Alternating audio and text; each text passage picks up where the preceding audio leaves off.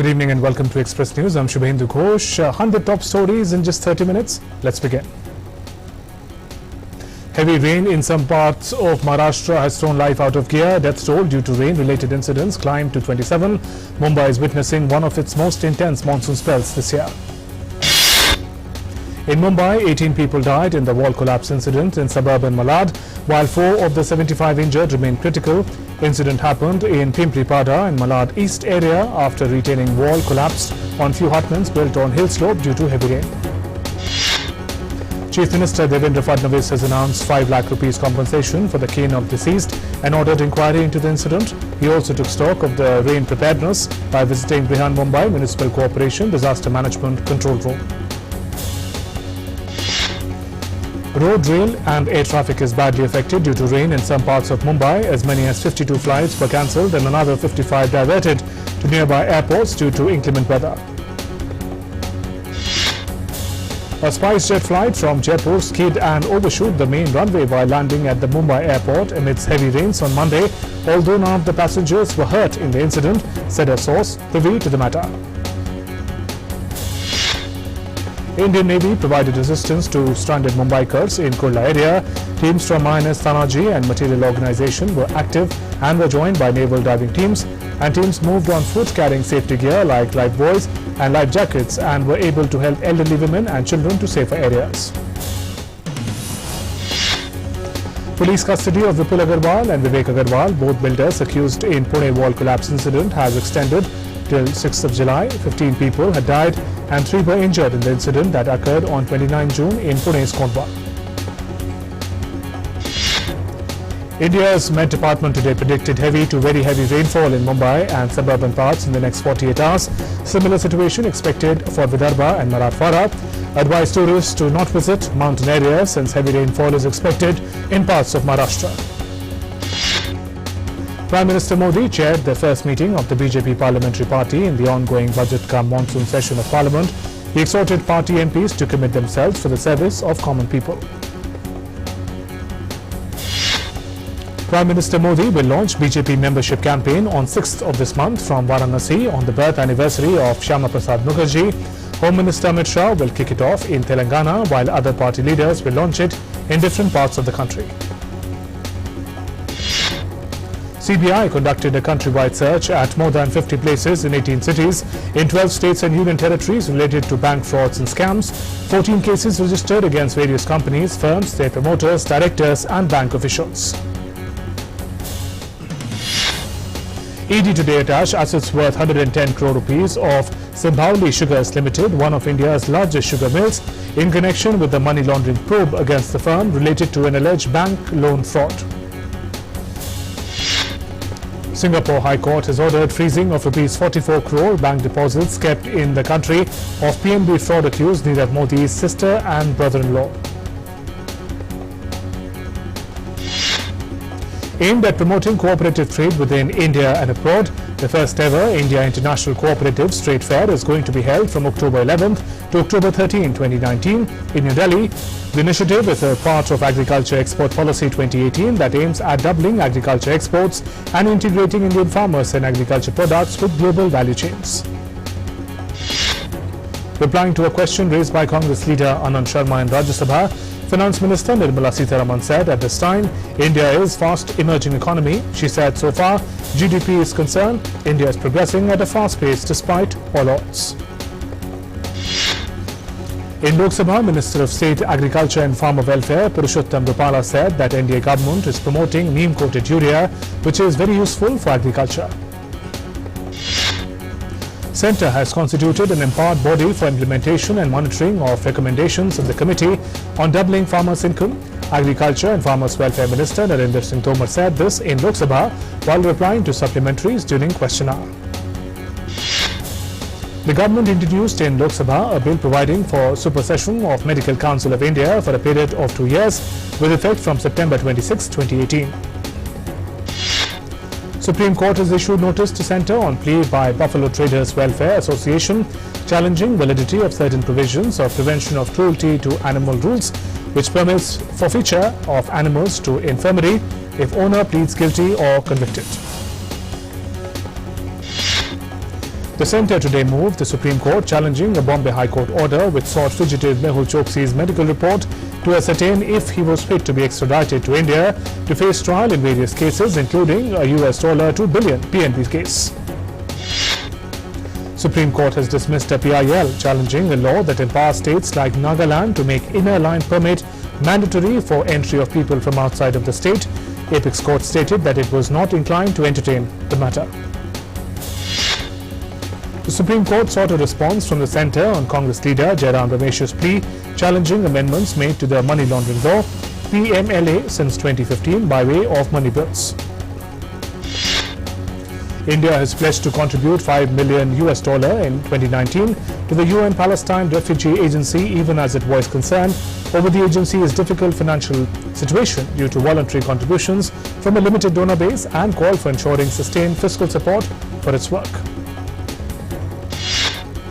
The third batch of 4,823 Amarnath pilgrims left a base camp on Tuesday for 3,880-meter high cave shrine in South Kashmir.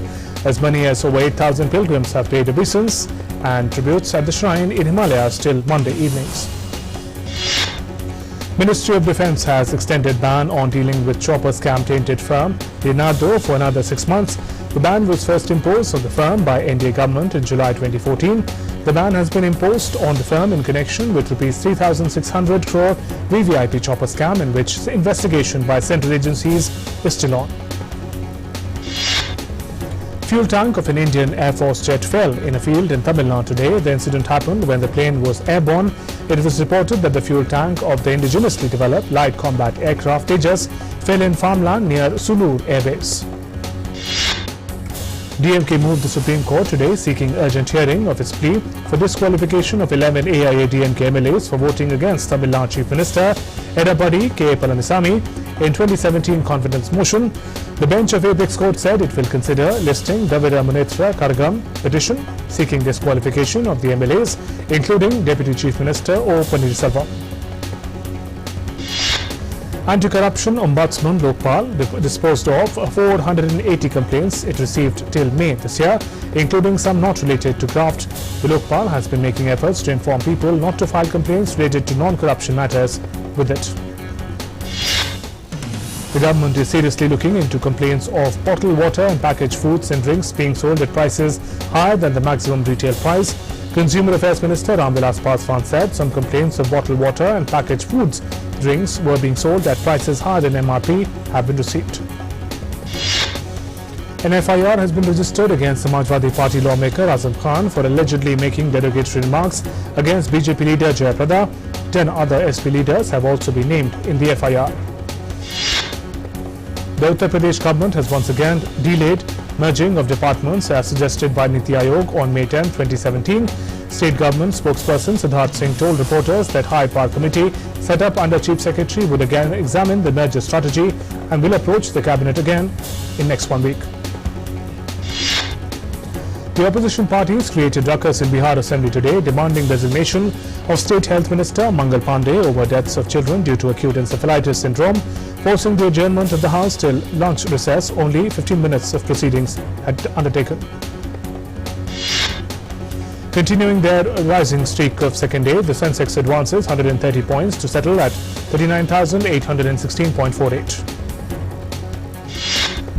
At close, Nifty was 45 points higher to settle at 11,910.30. Gold prices were ruling almost flat at Rs 34,120 per 10 gram at bullion market, despite the precious metal gaining abroad following a fall in manufacturing activities in major economies.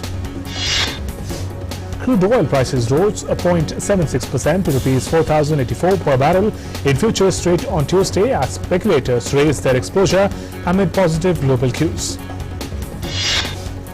Aided by a strong show by steel, the 8 core industries of steel, coal, crude oil, natural gas, refinery products, fertilizer, cement and electricity output rose 5.1% in May.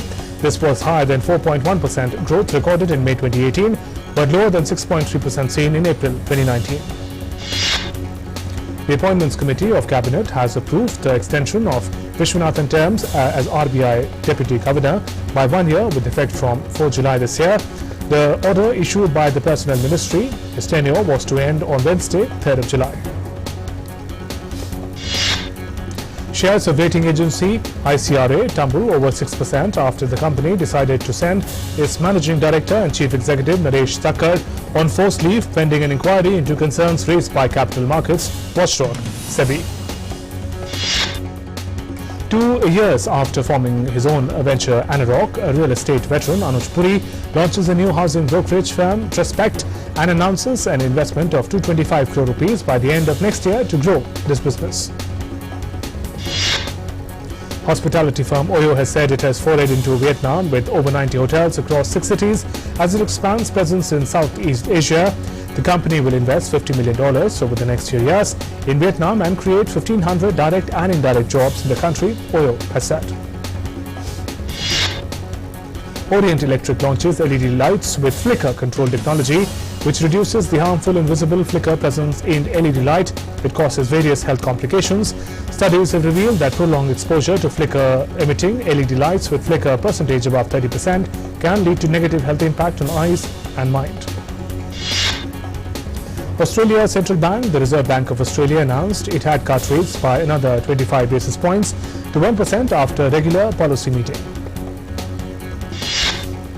OPEC and its allies led by Russia agreed to extend oil output cuts until March 2020, seeking to prop up the price of the crude as the global economy weakens and US production soars. In a bid to maintain the election's integrity, Facebook is set to ban ads that urge people not to vote. The new initiative builds on work Facebook has done over the past year to prevent voter suppression. Apart from adding a shortcut to the QR code scanner, WhatsApp is also planning to add hide muted status updates and share status to Facebook features to its platforms. Shipments of eSIM-based devices are set to reach almost 2 billion units by 2025. Maximum eSIM-based devices would have hardware chip-based eSIM solution until 2025, and after that, it would see a rise in adoption of integrated SIM-based solutions. China is pouring money into its economy to minimize adverse impact of the massive tariffs imposed by the United States. US President Donald Trump has claimed days after world's 2 largest economies agreed to relaunch the stalled negotiations to end the bruising trade war.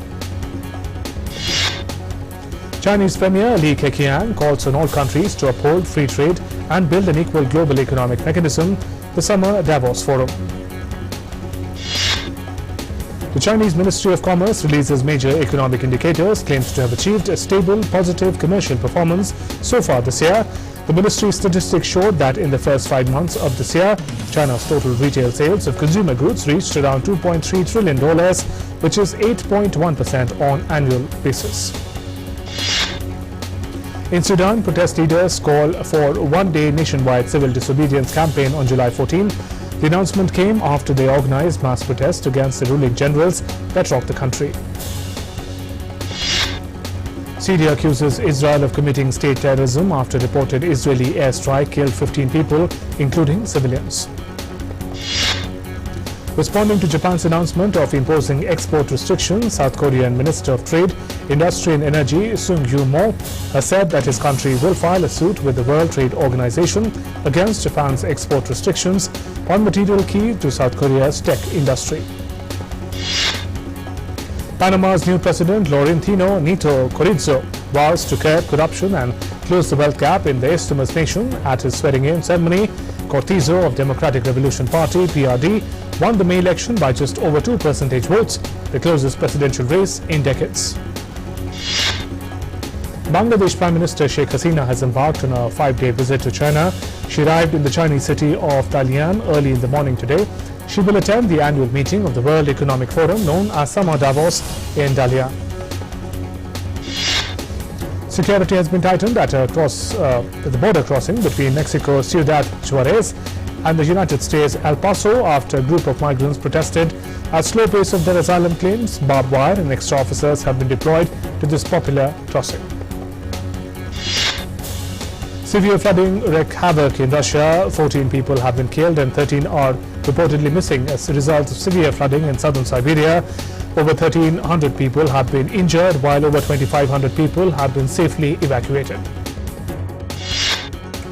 Chanting slogans such as Amazon Stop Social Environmental Impunity, climate activists and yellow vest protesters are protesting in front of Amazon's headquarters in France.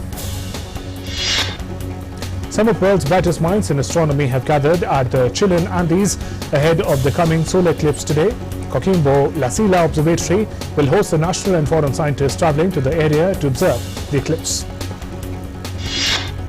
In Sri Lanka, former Defence Secretary and Police Chief have been taken into custody and arrested today for their negligence to prevent Easter Sunday attacks. Hemasiri Fernando was removed from the post of Defence Secretary after April 21st attacks and was receiving treatment at General Hospital. The US Senate passes a legislative provision that brings India at par with America's NATO allies and countries like Israel and South Korea for increasing defence cooperation. As tensions between US and Iran intensified, Iranian Parliament Speaker Ali Larijani threatens US, says US President Donald Trump should realize that Iranians become more united when bullied. US President Donald Trump had earlier warned Iran amid reports that Tehran has begun enriching uranium beyond limits outlined in the 2015 nuclear deal, saying that Washington is capable of doing far worse. President Trump has warned that Iran is playing with fire. The US has strongly condemned the brazen and callous Taliban attack in Afghanistan's capital, Kabul, that killed 6 people and wounded dozens, including several children.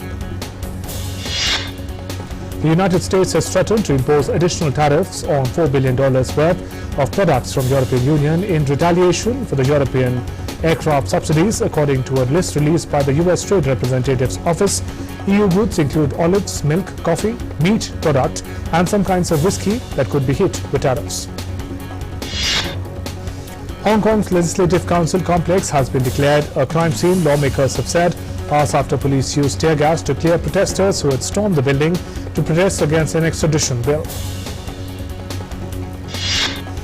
Hong Kong leader Carrie Lam on Tuesday condemned the extremely violent storming of the city's parliament after thousands of protesters ransacked the assembly in an unprecedented display of defiance on the anniversary of the territory's handover to China. China regards the violent actions of some protesters in Hong Kong as undisguised challenge to one country, two systems formula under which the city is ruled. Britain has warned China that there would be serious consequences if the Sino-British declaration on Hong Kong was not honoured, saying Britain stood behind the people in former British colony. Egypt's 4,000-year-old Lahun Pyramid has opened its doors to the public for the first time, displaying a network of passageways and ancient burial chamber. A small team of archaeologists from Egyptian Ministry of Antiquities spent around a year clearing out the burial chamber inside the pyramid, which had been covered in rocks and debris since its discovery. A freak hailstorm struck Guadalajara, or one of Mexico's most popular cities, shocking residents and trapping vehicles in a deluge of ice pellets up to 2 meters deep. Guadalajara, located north of Mexico City and with a population of around 5 million, has been experiencing summer temperatures of around 31 degrees Celsius in recent days. A one-time NASA intern who bought a truckload of videotapes to resell them may end up a millionaire next month when Sotheby auctions them. Sotheby says the firms are only surviving original recordings of man's first steps on the moon 50 years ago. World's first cruise ship propelled partially by battery power is set to head out to northern Norway on its maiden voyage. The hybrid expedition cruise ship, the Roald Amundsen, can take 500 passengers and is designed to sail in harsh climate waters. The cast of Netflix's breakout supernatural mystery series Stranger Things turned out in Los Angeles last week for the world premiere of the show's much-anticipated 3rd season. Stranger Things became a global phenomenon after its debut on Netflix in 2016, as viewers were drawn to the show's 1980s throwback and supernatural mystery haunting small towns, Hawkins, Indiana. The European Parliament has reopened its Strasbourg with an anti-EU protest by the UK's Brexit Party and demonstration by Catalan nationalists whose MEPs are barred. The first session after Europe-wide elections in May began as EU leaders went into a 3rd day of talks on who should fill the bloc's top jobs. Iran's Foreign Minister Mohammad Javad Zarif has said that Tehran had not violated its 2015 nuclear deal with world powers after its stockpiles of enriched uranium reached a limit set in the landmark accord. Fears of war between the United States and Iran have intensified after US drone was shot down by Iranian forces. Washington and Tehran disputed the circumstances of the drone shootdown, with Iran saying unmanned spy plane was downed after it encroached on the Iranian airspace, but US said the aircraft was hit over international territory. Saudi Arabia is restarting preparations for a potential initial public offering of oil giant Aramco months after putting the planned listing on hold. People familiar with the matter said Aramco, the world's most profitable company, recently held talks with a select group of investment banks to discuss potential roles on the offering, according to the People. In sports, India set a target of 315 against Bangladesh in their World Cup match at Birmingham. India have made two changes, bringing in Bhuvneshwar Kumar in place of Kuldeep Yadav, and Dinesh Karthik comes in for Kedar Jadhav. Bangladesh have also made two changes. Rubail Hossain and Shabbir Rahman are included in the playing 11. 15-year-old Corey Goff becomes the youngest player to beat Venus Williams. She swept aside five-time winner 6-4, 6-4 on the court, making her the youngest player to qualify for the main Wimbledon draw since Open Era began in 1968. India's Vijay Shankar ruled out of the tournament of the World Cup due to injury. All-rounder player's World Cup stint has come to an end as he sustained a toe injury while batting against Jasprit Bumrah. Shankar had played in 3 of India's games, scoring 58 runs and taking 2 wickets. Sri Lanka defeated West Indies by 23 runs in Cricket World Cup. The contest saw Avishka Fernando and Nicholas Puran slam their maiden ODI tons. Naomi Osaka defeated Julia Putintseva in Wimbledon tournament. Putintseva won over world number 2 Osaka 7-6, 6-2, thus shredding her hopes of winning her title for the third time. The wrestling match between Braun Strowman and Bobby Lashley, named Falls Count Anywhere match, ended in a no contest when Strowman speared Lashley through the LED board of the stage. The match caused a series of explosions. Jan Thompson, the British Deputy High Commissioner to India, says she is hopeful that England would come out of triumphant in the women's Ashes. It is the Women's International Cricket Series between England and Australia, beginning July 2nd at Leicestershire. Ace spinner Harbhajan Singh cautioned against mixing politics and sports. The Indian bowler questioned how a team can lose a match because of the colour of their jersey. He said this is in a video posted on YouTube channel. Chilean midfielder Arturo Vidal has said that they are focused on making history ahead of the semi-final against Peru. The reigning Copa America champions are aiming for a third continental title in a row. England and New Zealand head into this final World Cup group match. The match is expected to be held on Wednesday, with each team knowing that the win would take them straight to the semi-finals. Croatian midfielder Mateko Kovacic signed by Chelsea on a permanent basis after playing the last season on loan. The player has signed a 5-year contract and will be a member of the squad for 2019-20. Chelsea completed the contract by signing the player for $51 million. Rohit Sharma hits his 4th century and became the second cricketer to smash 400s in World Cup. He has become the highest scorer in the World Cup 2019 and the first Indian to score 4 centuries. Director Zoya Akhtar, Anurag Kashyap and veteran actor Anupam Kher are among the 842 new members invited by the Academy of Motion Picture Arts and Sciences in its latest push to become more inclusive. Ayushmann Khurrana starrer Article 15 has picked up the Audience Award at the London Indian Film Festival. The film aims to remind people about Article 15 of the Constitution, which prohibits any kind of discrimination, how its value has been forgotten. Bollywood has an exciting slate lined up for the second half of 2019, including big-ticket films like Houseful 4 and Dabangg 3, Super 30, Judgmental Hai Kya, Arjun Patiala and Section 375 will be other important releases. Kartik Aaryan, who is working on a sequel of Imtiaz Ali's Love Aajkal as well as a remake of Pati Patni Aur Wo, will be starring the sequel of Akshay Kumar starrer Bhool Bhulaiya as well. Aziz Ansari's new stand-up special, Aziz Ansari Right Now, is all set to drop on Netflix on July 9th. It will be the first project from Ansari after the second season of his show, Master of None. Ansel Elgort, former One Direction star Harry Styles and Miles Teller are among the 5 actors who have auditioned for Elvis Presley's role in biopic by Baz Luhrmann. Aaron Taylor Johnson and Austin Butler have also tested for the role. Killing Eve creator Phoebe Waller-Bridge has revealed that she is planning to write a character for herself in the 3rd season of the critically acclaimed show.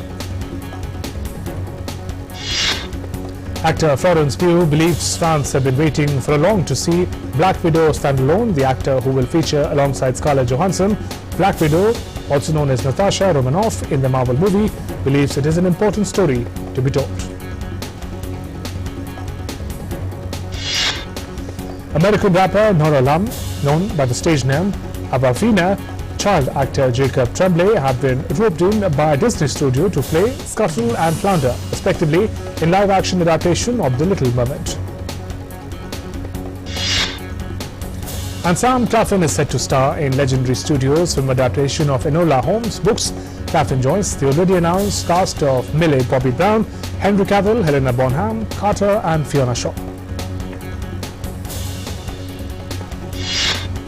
And with that, we conclude this edition of Express News. Namaskar.